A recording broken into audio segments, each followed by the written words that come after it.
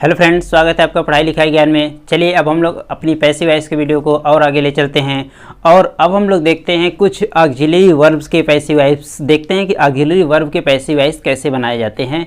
तो सबसे पहले उसके हम रूल्स को देखते हैं और थोड़ा सा ये भी देख लेते हैं कि ऑक्सिलरी वर्ब होते क्या हैं। बहुत सारे बच्चे कन्फ्यूज होते हैं कि ऑक्सिलरी वर्ब क्या होते हैं।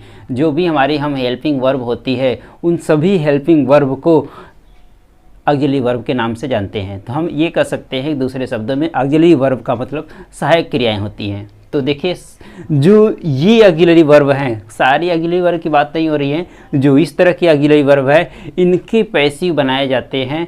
तो इन्हीं शब्दों के बाद जैसे क्या क्या है auxiliary verb, can, could, may, might, should, must, ought to, shall, will, ये सभी ऑक्सिलरी वर्ब के अंतर्गत आते हैं। तो अब जब पैसिव वॉइस बनाते हैं तो इन्हीं शब्दों के बाद यदि वाक्य में ये सब शब्द आते हैं, can, could, may, might, should, must आदि ऑक्सिलरी वर्ब्स आए तो इन्हीं शब्दों के बाद बी लगाकर पैसिव वॉइस बनाते हैं। और आप जानते हैं कि पैसिव वॉइस में हमेशा वर्ब का थर्ड फॉर्म का प्रयोग किया जाता है। तो चलिए एग्जाम्पल से समझते हैं। पहला एग्जाम्पल है I can do it. I can do it, जैसे कोई काम पड़ा है तो उस काम के लिए मैं अपनी क्षमता दिखाता हूँ ना, आई कैन डू इट, मैं इसे कर सकता हूँ। अपनी वो दिखा रहे हैं ना, अपनी सामर्थ्य, मैं इसे कर सकता हूँ, आई कैन डू इट। अब पैसिव बनाते हैं तो पैसिव हम जानते हैं कि जो हमारा ऑब्जेक्ट होता है ये सब्जेक्ट बनता है, जो सब्जेक्ट होता है ये बनता है ऑब्जेक्ट, और वर्ब का थर्ड फॉर्म लगाते हैं। तो इट जो ऑब्जेक्ट था, इट सब्जेक्ट बन गया तो इट हो गया। उसके बाद can we, it can we do का third form done, it can we done by me. Next example देखते हैं, यू कुड प्ले क्रिकेट। आप क्रिकेट खेल सकते थे। यू कुड प्ले क्रिकेट, आप क्रिकेट खेल सकते थे। नहीं खेला, अपनी मजबूरी, मौका मिला था आपने खेला नहीं।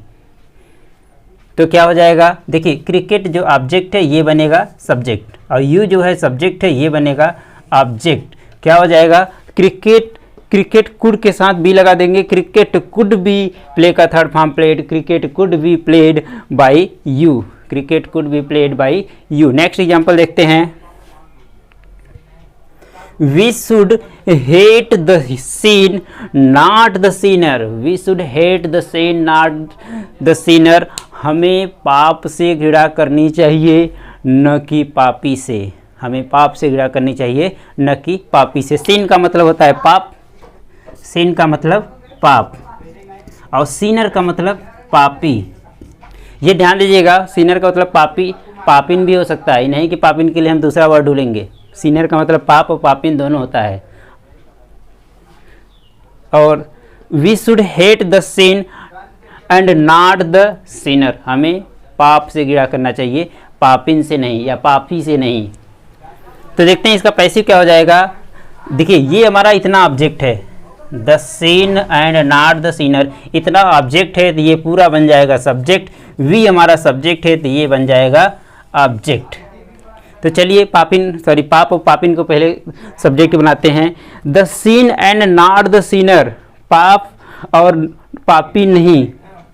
The sin and not the sinner, should लगा था तो शुड के बाद बी लगा देंगे, शुड बी, हेट का third form hated. The sin and not the sinner should be hated by us. Next example देखते हैं, we must help that needy beggar. We must, must का जब प्रयोग आता है, शुड मिस चाहिए होता है, मस्ट मिस होता है अवश्य चाहिए, या जहाँ पे अनिवार्यता प्रकट की जाए वहाँ पे मस्ट का प्रयोग करते हैं। तो you must help that needy beggar, आपको उस ज़रूरतमंद भिखारी की सहायता अवश्य करनी चाहिए। देखिए जोर दिया जा रहा है ना कि आपको उस ज़रूरतमंद भिखारी की सहायता अवश्य करनी चाहिए। तो अब यहाँ पे जोर दे के कहा जा रहा है तो मस्ट का प्रयोग किया गया है। तो पैसे बनाएंगे तो दैट नीडी बेगर ये ऑब्जेक्ट है, यही बन जाएगा हमारा सब्जेक्ट, और यू जो सब्जेक्ट है ये बनेगा ऑब्जेक्ट। तो क्या हो जाएगा, that needy beggar must be helped bye you. That needy beggar must be helped bye you. Next देखते हैं, ही मे ओपन द डोर। अब जब हम किसी से परमिशन लेते हैं या किसी को परमिशन देते हैं तब मे का प्रयोग करते हैं। तो ही मे ओपन द डोर, तो वह दरवाज़ा खोल सकता है, वह दरवाज़ा खोल सकता है। तो क्या हो जाएगा, द डोर जो ऑब्जेक्ट है ये बनेगा सब्जेक्ट और ही जो सब्जेक्ट है ये बनेगा object. The door may be, may लिखा हुआ है तो मे के बाद बी लगा देंगे। The door may be opened by him, the door may be opened by him. Next example देखते हैं, she might raise this objection, she might, देखिए मे का जो है पास्ट फॉर्म माइट होता है, यानी she might raise this objection. Objection का मतलब क्या होता है, प्रतिक्रिया व्यक्त करना। तो she might raise this objection, वह यह प्रक्रिया व्यक्त कर सकती थी। तो क्या हो जाएगा, दिस ऑब्जेक्शन जो ऑब्जेक्ट के रूप में है ये बनेगा सब्जेक्ट।